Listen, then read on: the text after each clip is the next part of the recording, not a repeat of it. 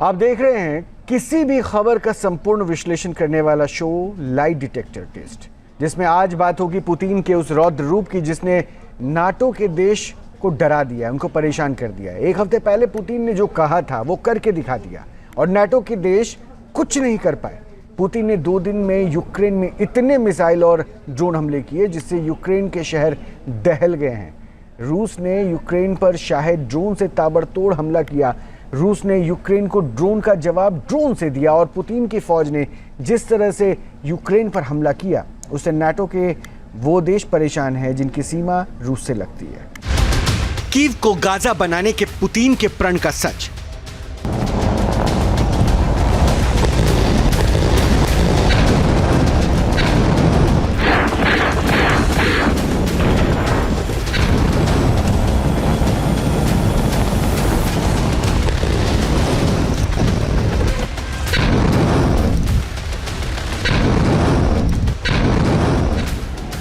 दो दिन 1000 प्रहार।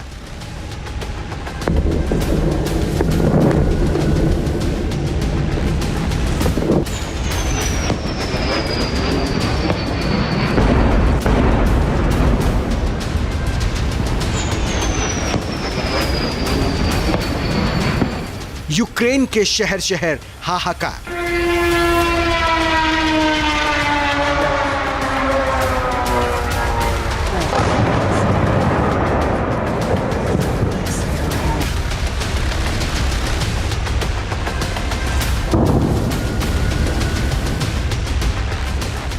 दो दिन के अंदर पुतिन की सेना ने मिसाइल और ड्रोन से यूक्रेन के शहरों पर आसमान से इतना बारूद बरसाया कि पूरा इलाका धुआं धुआं हो गया।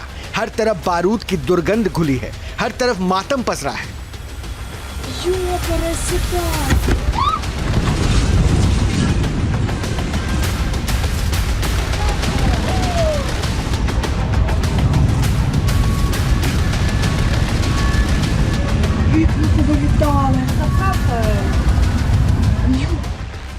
रूस ने यूक्रेन के शहरों पर किस कदर हमला किया है उसको इस बात से समझ सकते हैं कि केवल एक ही रात में रूस ने यूक्रेन पर 479 ड्रोन अटैक किया। यूक्रेन की ओर से दावा किया गया कि ड्रोन के अलावा रूस ने 20 से ज्यादा मिसाइल्स भी दागी।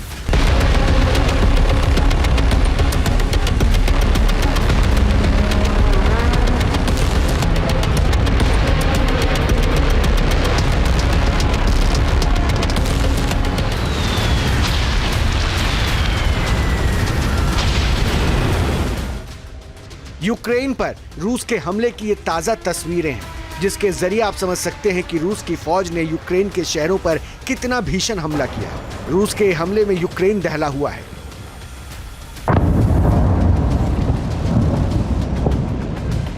क्योंकि 2 दिन में ही रूस की ओर से यूक्रेन पर करीब 1000 हमले किए गए जिसमें ड्रोन और मिसाइल शामिल हैं।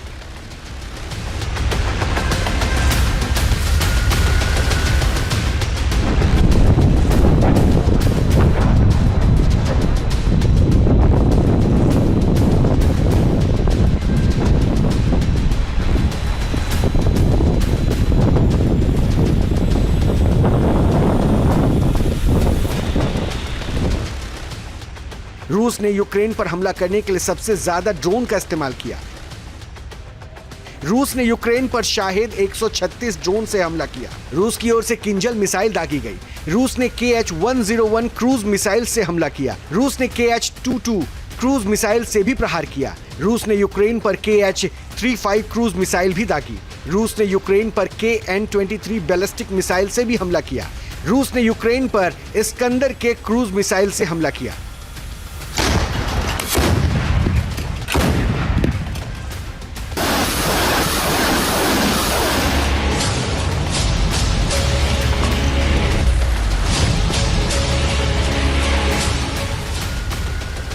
रूस ने पूरी रणनीति के तहत 2 दिन के अंदर यूक्रेन को जमीन से लेकर आसमान तक धुआं धुआं कर दिया। यूक्रेन जब तक संभलने की कोशिश करता तब तक एक हमला और हो जाता। सबसे बड़ी बात यह है कि रूस ने यूक्रेन पर चारों तरफ से अटैक किया। रूस केवल जमीन से ही हमला नहीं कर रहा था बल्कि आसमान और समंदर से भी रूस की बमबारी जारी थी। रूस ने ब्लैक सी से 3 KH-22 क्रूज मिसाइल्स दागी।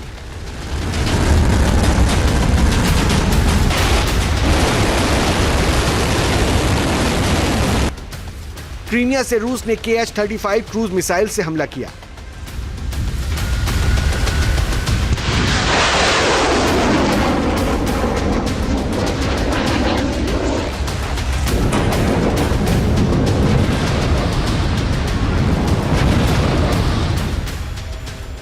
क्रीमिया यूक्रेन का वो इलाका है जिसको रूस ने 2014 में कब्जा किया था।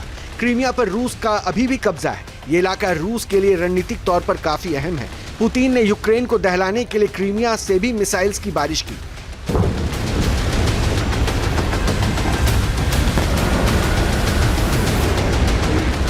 रूस की जो अभी वहाँ पे जिस ढंग से रूस के ऑब्जेक्टिव्स मुझे समझ में आ रहे हैं, तो मुझे लगता है कि रूस यूक्रेन पे दबाव बनाने की कोशिश कर रहा है। रूस उसके और भी जो स्ट्रेटजिक एरियाज़ है उसको कैप्चर करने की कोशिश कर रहा है यूक्रेन में। लेकिन यह नहीं है कि रूस पूरी तरह से यूक्रेन को कब्जा करना चाहता है। यह ज़रूर है कि रूस चाहेगा कि वहाँ पे जो रेजिम है जेलेंस्की का उसको बदला जाए और एक फेवरेबल रेजिम की स्थापना की जाए। लेकिन यह ऑब्जेक्टिव रूस ने पहले भी इसकी कोशिश की थी और रूस इसमें सफल नहीं हो पाया था, और अभी तक ऐसा नहीं लगता है कि इसमें रूस सफल हो पाएगा। यूक्रेन की ओर से दावा किया गया है कि उसने रूस के ज्यादातर हमलों को आसमान में ही तबाह कर दिया। केवल 10 ड्रोन या मिसाइल्स ने टारगेट को हिट किया। कहा जा रहा है कि 2 दिन में यूक्रेन पर इस तरह से रूस का हमला 1 जून का बदला है।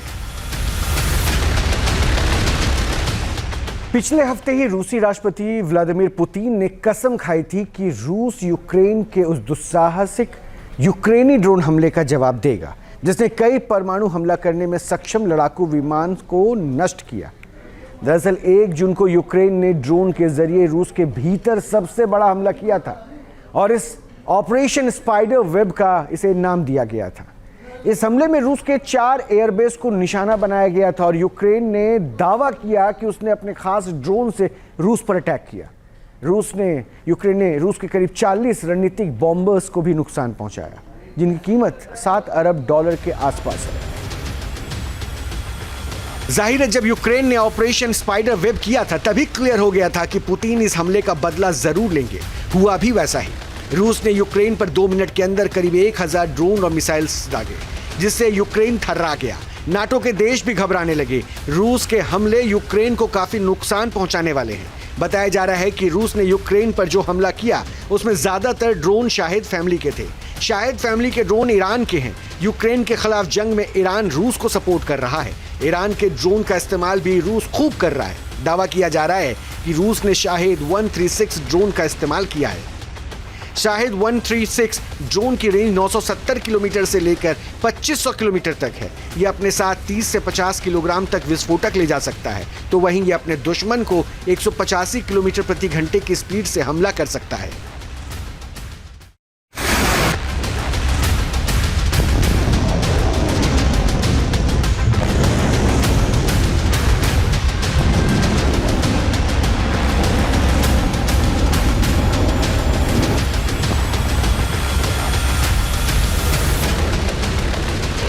रूस यूक्रेन की जंग में दुनिया ने देखा कि किस तरह से ड्रोन तबाही मचा रहे हैं। रूसी नहीं बल्कि यूक्रेन भी ड्रोन का खूब इस्तेमाल कर रहा है।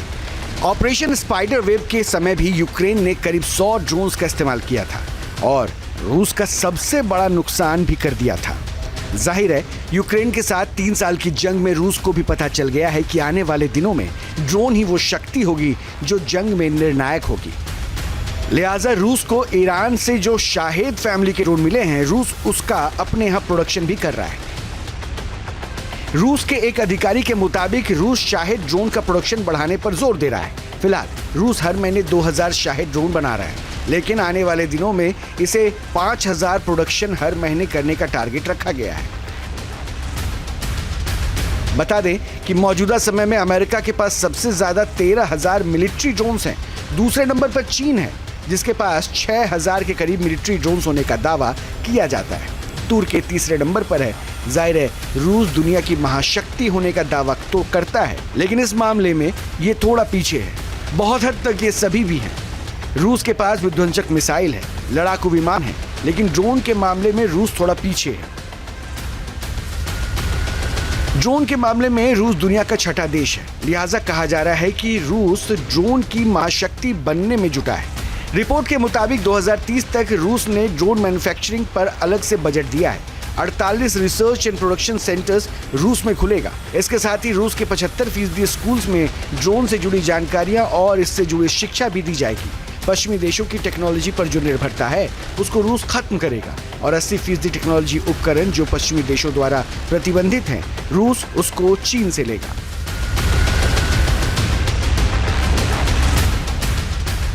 जाहिर है अभी तक रूस के पास जो ड्रोन है वो ईरान के कामिकाजी ड्रोन है जो यूक्रेन के शहरों में तबाही मचा रहे हैं। ऐसा नहीं है कि केवल ईरान ही रूस के साथ मजबूती के साथ खड़ा है, नॉर्थ कोरिया भी रूस के साथ पूरी ताकत से खड़ा है। नॉर्थ कोरिया ने जंग में अपने 11,000 सैनिकों को भी उतार दिया है। इतना ही नहीं, नॉर्थ कोरिया ने रूस को अपनी KN-23 मिसाइल भी दी है। रूस ने 2 दिनों के अंदर यूक्रेन पर जो मिसाइल और ड्रोन हमला किया है उसमें रूस ने नॉर्थ कोरिया की KN-23 मिसाइल भी दागी।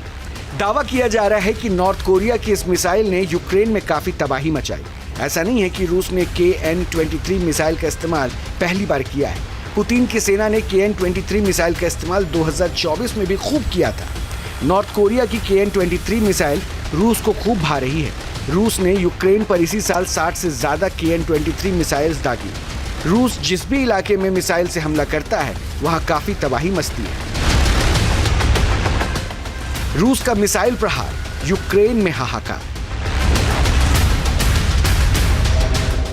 रूस ने यूक्रेन पर इस्कंदर मिसाइल से हमला किया। रूस ने यूक्रेन पर किंजल मिसाइल से हमला किया। यूक्रेन पर रूस ने मिसाइल्स का मुंह खोल दिया जिसकी वजह से काफी नुकसान भी हुआ। रूस की किंजल मिसाइल दुश्मनों पर 12,300 किलोमीटर प्रति घंटे की रफ्तार से हमला करती है। इसके साथ ही ये 2,000 किलोमीटर तक हमला करने में भी सक्षम है।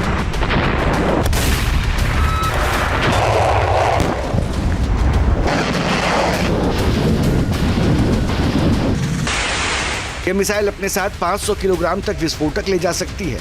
रूस ने इस मिसाइल को भी यूक्रेन पर दागा था। बताया जा रहा है कि रूस ने इस मिसाइल को MiG-31 के लड़ाकू विमान से हमला किया था। यूक्रेन की ओर से दावा किया जा रहा है कि उसने रूस की MiG-31 के लड़ाकू विमान को मार गिराया है। रूस ने 9 जून की रात को किंजल मिसाइल से यूक्रेन पर हमला किया था, लेकिन हमले के समय यूक्रेन ने MiG-31 के को तबाह कर दिया। ये यूक्रेन की बड़ी कामयाबी मानी जा रही है। यूक्रेन के खिलाफ रूस ने जिस तरह से अग्रेसिव अप्रोच अपनाया हुआ है, जिस तरह से यूक्रेन पर मिसाइल्स का प्रहार हो रहा है, उसको देखते हुए यूक्रेन के पैट्रियट डिफेंस सिस्टम को यूक्रेन में तैनात किया गया है। बताया भी जा रहा है कि पैट्रियट डिफेंस सिस्टम ने किंजल मिसाइल को इंटरसेप्ट किया। जाहिर है पैट्रियट ने यूक्रेन में तबाही को कम किया, लेकिन पुतिन के तेवर अभी भी सख्त है। रूस के पास ऑरिशनिक मिसाइल भी है। उसकी रेंज में यूक्रेन समेत 16 यूरोपीय देशों के 44 नाटो बेस है।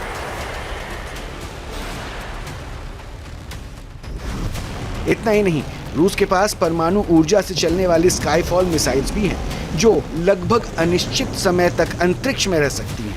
वहीं से इसको ऑपरेट किया जा सकता है। जब भी रूस का डिफेंस कमांड इसे हमले का आदेश देगा, ये मिसाइल तुरंत ही निर्धारित लक्ष्य पर परमाणु हमला कर सकती है। रूस को अपनी इस मिसाइल पर काफी नाज है। रूस के पास S-500 जैसा मिसाइल डिफेंस सिस्टम मौजूद है और इसके बारे में दावा किया जाता है कि वो हाइपरसोनिक मिसाइल्स को रास्ते में ही मार सकता है। रूस के पास मिसाइल्स का जखीरा है जिसकी पहुंच नाटो के 44 बेस तक है और रूस के जखीरे में ऐसी मिसाइल्स हैं जिनसे बचना मुश्किल है। अब हम आपको बताते हैं कि पुतिन के जो 4 हथियार कौन से हैं जो तबाही के लिए तैयार हैं। अब ये 4 अब आपको हथियार दिखा रहे हैं, नंबर 1, नंबर 2, नंबर 3, नंबर 4।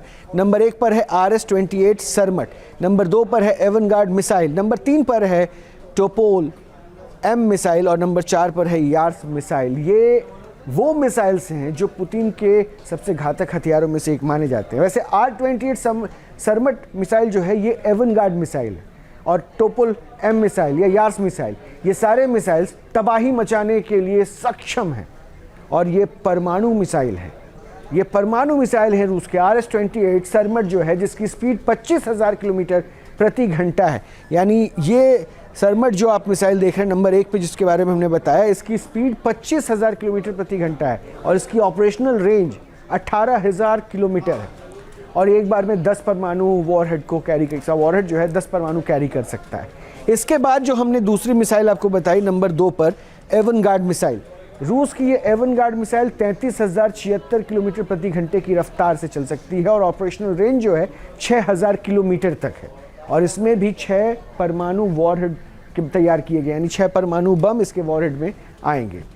अब आइए टोपोल एम मिसाइल को बताते हैं। इसकी स्पीड 24,696 किलोमीटर प्रति घंटा है और इसकी ऑपरेशनल रेंज लगभग 10,000 किलोमीटर है और इसके वॉरहेड में 1 परमाणु बम आएगा। ये रूस के परमाणु मिसाइल्स के बारे में जानकारी। इसमें टोपोल एम मिसाइल को आपने जाना, लेकिन अब चौथी जो मिसाइल हमने कहा था ना, पुतिन के वो 4 हथियार जो तबाही मचाने को हैं तैयार, उसमें फिर ये चौथा मिसाइल है यार्स मिसाइल।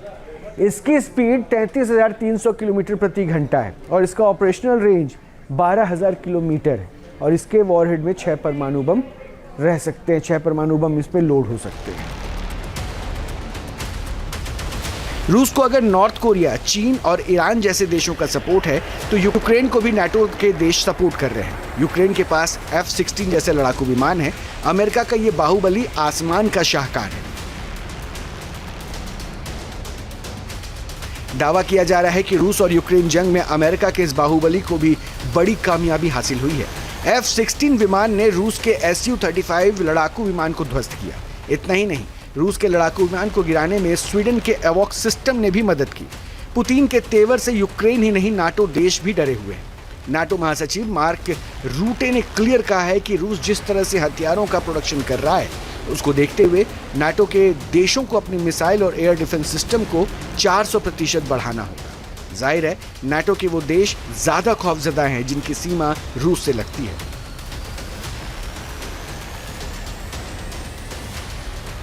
क्योंकि अगर यूक्रेन को पुतिन ने काबू में कर लिया तो नाटो के यूरोपीय देशों पर खतरा बढ़ जाएगा, जिसको नाटो के देश अच्छी तरह से जानते हैं। लिहाजा पुतिन के खिलाफ नाटो काफी एक्टिव है, लेकिन इतनी घेराबंदी के बावजूद भी ना तो पुतिन के तेवर कम हो रहे हैं, ना ही उनकी दूरी में हथियारों की कमी हो रही है।